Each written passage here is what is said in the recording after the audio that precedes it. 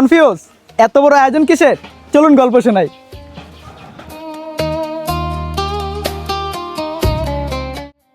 সাল 2022। স্বপ্নদ্রষ্টা একদল তরুণের প্রচেষ্টায় শুরু হয়েছিল ইসলামিক এক সংগঠন, যার নাম হিলফুল ফুজুল সংগঠন। হাই, আমি রনি, স্বাগতম জানাচ্ছি নতুন আরও একটি ব্লগে। আজকের ব্লগে আমি আপনাদের দেখাবো গ্রামের একটি জাঁকজমকপূর্ণ ইফতার আয়োজন, যা প্রতি বছর আমি আর আমার টিমের পক্ষ থেকে আয়োজন করা হয়। সকাল থেকে চলছে কর্মযজ্ঞ। সংগঠনের সদস্য থেকে শুরু করে সাধারণ স্বেচ্ছাসেবক সবাই আজ ব্যস্ত সময় পার করছে। কেউ ব্যস্ত মাংস প্রস্তুত করাতে, আর কেউ বা ব্যস্ত সালাদ তৈরিতে।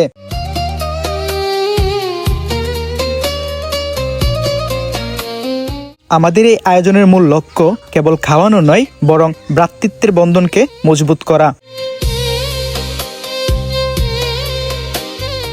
চলুন রান্নার সেকশন থেকে ঘুরে আসি।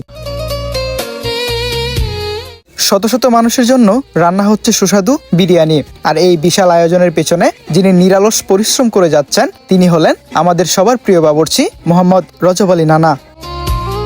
আসসালামু আলাইকুম। ওয়ালাইকুম সালাম। আজকে এই জায়গায় কত জনের ইফতারি করা হয়েছে? প্রায় 300। গ্রামের মানুষের জন্য রান্না করে কেমন লাগে আপনার? ভালো লাগে, দেখি তো রোজা মেদিনে ফ্যাক করি। বড় বড় কড়াই, আগুনের তাপ আর অসংখ্য মানুষের জন্য রান্না, এই কঠিন কাজকেও সহজ করে ফেলেন তিনি তার অভিজ্ঞতা আর ভালোবাসা দিয়ে।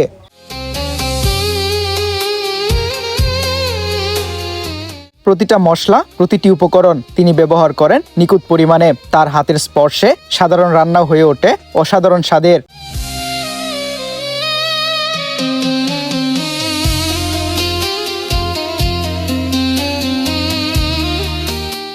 দীর্ঘ কয়েক ঘন্টা পরিশ্রমের পর অবশেষে শেষ হলো আজকের রান্না। আগুনের তাপ, ধোঁয়া আর ক্লান্তির মাঝেও সবার মুখে এক তৃপ্তির হাসি।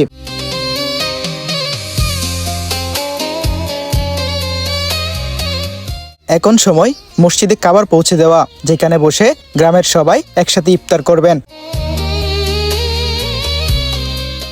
গ্রামের ছোট্ট রাস্তা দিয়ে ধীরে ধীরে এগিয়ে যাচ্ছে খাবারের কাফেলা। এই দৃশ্য যেন গ্রামের ঐক্য আর ভ্রাতৃত্বের সুন্দর এক প্রতিচ্ছবি।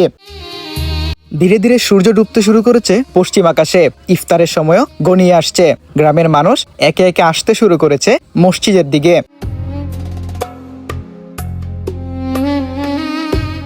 শুরু হলো আমাদের শেষ মুহূর্তে ব্যস্ততা। আমরা সবাই ব্যস্ত খাবার পরিবেশনের কাজে। কেউ প্লেটে খেজুর রাখছে, কেউ বা পানি দিচ্ছে, কেউ আবার বিরিয়ানি সাজিয়ে দিচ্ছে সারি সারি করে।